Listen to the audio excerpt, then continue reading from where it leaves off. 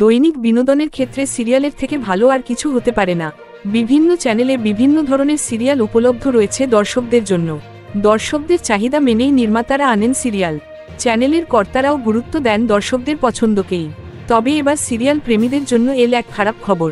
সম্ভবত একটি প্রথম সারির চ্যানেল এবার বন্ধ হয়ে যেতে চলেছে। যদি তেমনটাই হয় তবে কোপ পড়বে একগুচ্ছ সিরিয়ালের ঘাড়ে। ভাকম এবং ডিজনি একত্রীকরণ হতে চলেছে এমন খবর তো বেশ কিছু দিন ধরেই শোনা যাচ্ছে। একত্রীকরণ পদ্ধতি নাকি গতি পেয়েছে।